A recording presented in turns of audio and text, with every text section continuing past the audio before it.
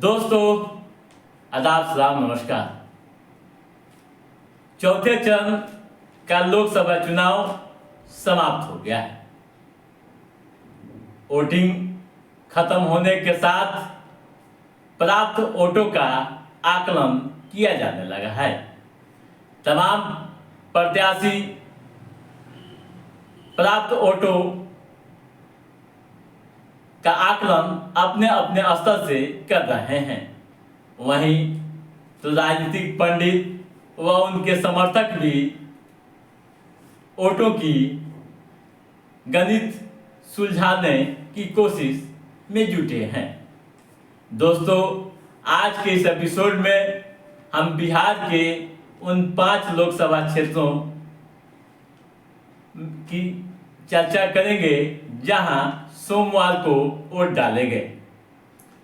यहाँ क्या रहा खास, जनता का क्या रहा मिजाज, कौन प्रत्याशी कहाँ मजबूत स्थिति में देखे और कहाँ कमजोर नजर आए।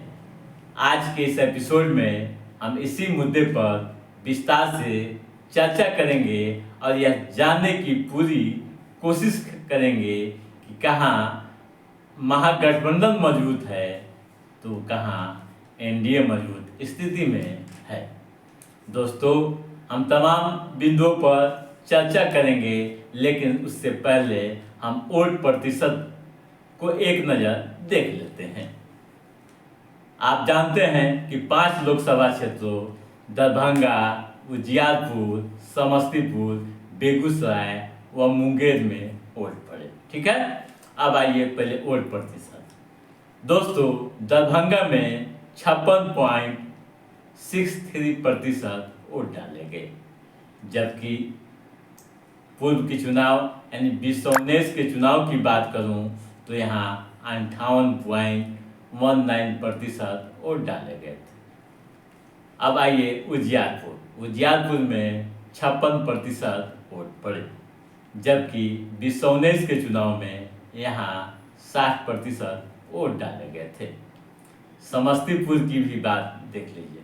समस्तीपुर में 58.10% वोट पड़े, जबकि पूर्व के चुनाव में यहाँ 60% वोट डाले गए थे, यानी 60.63% वोटिंग हुई थी।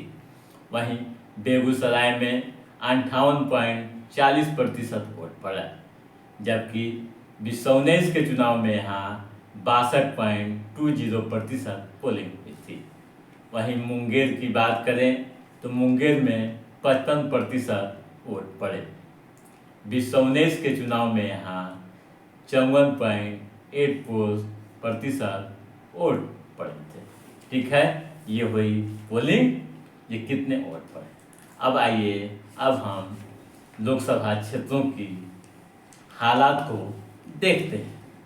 दोस्तों, हम अपनी बात की शुरुआत समस्तीपुर से करते हैं। दोस्तों, समस्तीपुर क्षेत्र पर पूरे देश की निगाहें टिकी रही और स्वाभाविक है, यहाँ 2 मंत्रियों की संतानें आमने सामने हैं। एलजेपीआर यानी चिराग पासवान की पार्टी से यहाँ शांभवी चौधरी मैदान में डटी हुई हैं। आप जानते हैं शांभवी चौधरी को, मंत्री अशोक चौधरी की बेटी हैं। ठीक है, पूर्व आईपीएस अधिकारी की बहू है। ठीक है, वहीं दूसरे प्रत्याशी सन्नी हजारे की बात करें तो वे भी मंत्री यानी के बेटे हैं।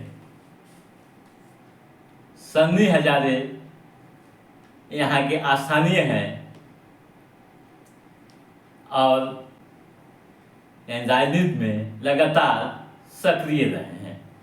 दोस्तों, यहाँ यानी इस सीट पर स्थानीय व बाहरी का बड़ा मुद्दा दिखा, यानी सन्नी हजारे स्थानीय होने के कारण कुछ इलाकों में मजबूत नजर आए। संभावी चौधरी को बाहरी बताया जाता रहा और अलग अलग तरीके से चर्चाएं भी की जाती रही। दोस्तों, इस सीट पर खास बात यह थी कि लोगों की निगाहें पासवान वोटर्स पर टिकी थी। इस बार पासवान समाज से जितनी चिराग पासवान को उम्मीद थी वह नहीं हो पाई। जो आकलन किए जा रहे हैं, जो पंडित बता रहे हैं, राजनीतिक पंडित, जो स्थानीय लोग बता रहे हैं, उनकी माने तो 50% पासवान सन्नी हजारी के साथ चले गए हैं, जबकि 50% ही संभावी को गए। ठीक है। वहीं दूसरी पॉइंट, कुशवाहा व कुर्मी वोटर्स की चर्चा पूरे दिन होती रही और अभी हो रही है।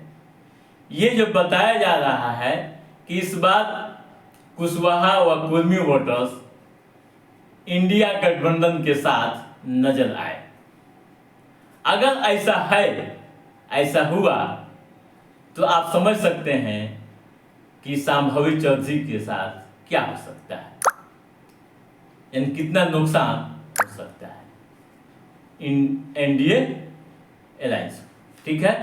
हाँ, संभावी चौधरी के लिए भी प्लस पॉइंट ये थी कि 22 वोट इस बार उनके साथ खुलकर दिखे। 22 वोट खुलकर दिखे। दूसरी बात, शहरी क्षेत्र में संभावी चौधरी मजबूत स्थिति में नजर आए, जबकि ग्रामीण क्षेत्र के कुछ इलाकों की बात करें तो वहाँ सन्नी मजबूत रहे। वैसे यहाँ कांटे की टक्कर है और कौन जीतेगा और कौन हारेगा यह तो ईवीएम खुलने के बाद ही हो पाएगा। लेकिन दोस्तों, जो राजनीतिक पंडित बता रहे हैं उनके अनुसार ये बातें मैं आपके सामने रख रहा हूँ। स्थानीय होने का फायदा सन्नी हजारी को इस बार काफी मिला है। ठीक है। अब आइए अगले सीट की बात करते हैं। हम चलते हैं उजियारपुर। उजियारपुर लोकसभा सीट से नित्यानंद राय बीजेपी के कैंडिडेट हैं। नित्यानंद राय यहाँ उतनी मजबूत स्थिति में नजर नहीं आए जो होनी चाहिए थी। जो विश्लेषक बता रहे हैं, जो बातें वहां से छन कर आ रही हैं, उनकी माने तो इस बार नित्यानंद की राह आसान नहीं है। कैसे? आइए एक नजर इस पर भी हम देख लेते हैं। 2019 के चुनाव में यादव समाज का 50% नित्यानंद राय के साथ था। मल्लाह वोटर्स भी नित्यानंद राय के साथ थे, जो इस बार नहीं हो पाया है। यहाँ राजद के माई समीकरण के साथ मल्लाह की भी गोलबंदी हुई नजर आई। मल्लाह की भी गोलबंदी होती देखी गई, जिसको ले कई तरह के कयास भी लगाए जाते रहे। यूं कहें कि उजियारपुर में महागठबंधन का पल्ला भारी है। ठीक है। और यहाँ नित्यानंद राय हार सकते हैं। ठीक है दोस्तों, ये हो गया उजियारपुर। अब चलिए हम अगले सीट की बात करते हैं। चलते हैं दरभंगा। दोस्तों, दरभंगा में बीजेपी मजबूत स्थिति में। वहाँ राम मंदिर का असर भी है और मोदी की मैजिक भी यहाँ काम करती नजर आई। हालांकि महागठबंधन का समीकरण भी काफी मजबूत नजर आया। दोस्तों, यहाँ क्या होगा यह तो ईवीएम खुलने के बाद तक पाएगा, लेकिन यहाँ कांटे की टक्कर है और बीजेपी यहाँ मजबूत स्थिति में है। ठीक है, अब आइए अब चलते हैं बेगूसराय। दोस्तों, जैसे कि आप जानते हैं बेगूसराय गिरिराज सिंह की सीट है। इस सीट पर वामपंथी बनाम दक्षिणपंथी की लड़ाई है। यहाँ गिरिराज सिंह मजबूत स्थिति में हैं जरूर, लेकिन संघर्ष आसान नहीं है। यूँ कहें कि इनकी राहें भी इस बार मुश्किल नजर आ रही है। बावजूद इसके यहाँ मोदी मैजिक काम किया है। स्वर्ण वोटर्स खासकर भूमियारों का गढ़ रहा है, वो गिरिराज सिंह के साथ गया है। इस कारण यहाँ आकलन किया जा रहा है, अंदाजा लगाया जा रहा है कि यह सीट बीजेपी को मिल सकती है। अगली सीट आखिरी मुंगेर। दोस्तों, मुंगेर में भी लड़ाई फंसी हुई है। यहाँ अगड़ा व पीछा का मुद्दा चल रहा है। यहाँ अगड़ा व पीछा का मुद्दा चल रहा है। आपको बता दूं कि इस बार के चुनाव में यहाँ जो उत्साह पूर्व के चुनाव की तरह होनी चाहिए थी वह नहीं दिखी है, लेकिन जो हालात बने हैं उनकी माने तो यहाँ अगड़ा व पिछड़ा के बीच मुकाबला नजर आया। आपको बता दूं कि ललन सिंह बनाम कुमारी अनीता की लड़ाई यहाँ है। यहाँ भूमियार वोटर्स काफ़ी निर्णायक होते हैं।